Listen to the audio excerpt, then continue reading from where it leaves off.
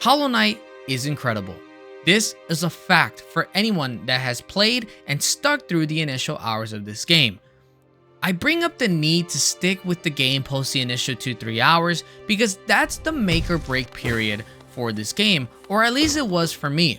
I remember giving Hollow Knight a try sometime last year, having only played 2 to 3 hours of it, and then kind of just ended up giving up on it for the time being. I knew I wanted to come back to the game at some point, but for the moment, it just wasn't worth the time, or so I thought. Around April of this year, I had just finished another Metroidvania in the form of Blasphemous and needed something to fill the void left behind. Since Hollow Knight is a Mac and Windows title, I decided to pick it up on Steam since Game Pass wouldn't let me download the Mac version on my Mac. Hollow Knight being available on Mac is important because it meant that I could play the game while I was at work on my laptop. At work, there was a lot of dead time, so it felt right to pick up a game that I could occasionally play and zone out for a bit while I waited for my next student. As I previously stated, there is a make or break period for Hollow Knight. It's within these first couple of hours that the player is tested in their resolve and desire for exploration. It's the very first thing you do. You aren't told anything about what is going on in the world of Hallownest or where to go initially. You have a map that is pretty much empty, and the crossroads itself, or the first area of the game, is quite a monotone and dark area. At least for me, it wasn't until I discovered a different biome, in this case Green Path, that the game finally sunk its claws into me.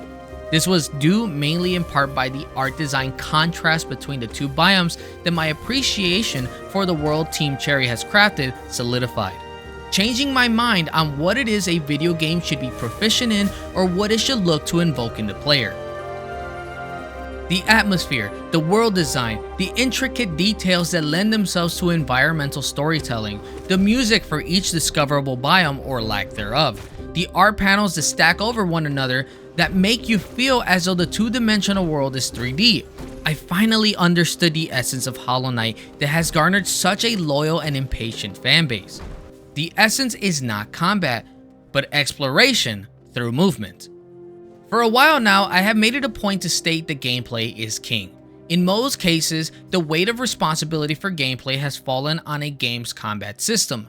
Lies of P, Black Myth Wukong, Space Marine 2, they all have incredible worlds that serve as backdrops to combat, but combat is the focal point of gameplay. It's to say that the rest of it is just kind of a sideshow, but combat, or in this case like boss fights or whatever, that's kind of the bread and butter. But Hollow Knight is very different.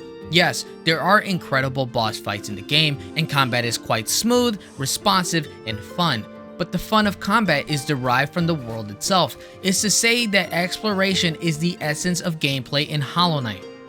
The tools that you have at your disposal are the tools in which you use to traverse the kingdom of Hallownest. During your journey, you discover different abilities that then give you access to different areas of the map. These same abilities are utilized in your fights throughout the game. Hollow Knight's combat is fun because the movement of your character is fun. The dashes, the pogo sticking, the double jumping, the different spell castings. The combat and the platforming become one and the same.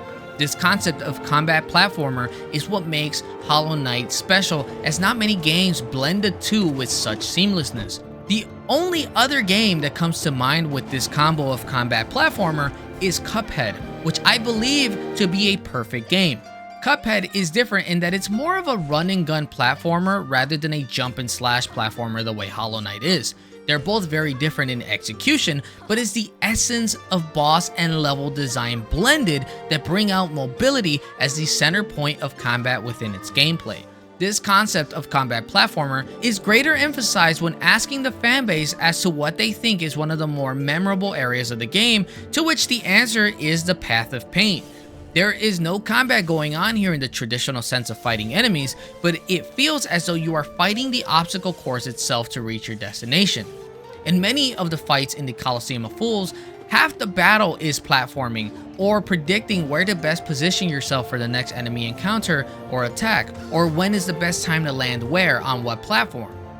All of this lends itself well to just solidifying the fact that platforming through combat is, in essence, the soul of what makes this game special. At first, I didn't understand what it was about Hollow Knight that kept me playing day after day for a couple of hours a day, but the more I played and mastered the game mechanics, the more obsessed I became at putting all the mechanics together, either in combat or while I traversed Hallownest.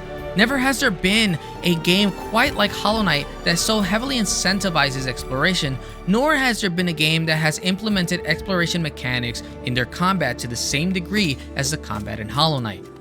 To the fanbase, I finally understand what the glaze is all about. Glaze that is more than well warranted.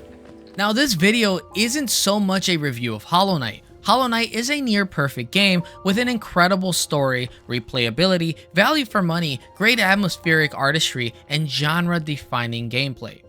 It's the Metroidvania gold standard. Hollow Knight is so masterfully executed that it has transcended the label of indie title. The goal of this video was to pinpoint why Hollow Knight's gameplay is as masterful as it is and why everyone should begin their descent into the world of Hallownest. Thank you all for tuning into the video. I would have done a more traditional review of the game, but I am nowhere near done discovering what this incredible game has to offer fully, even after 27 hours of gameplay.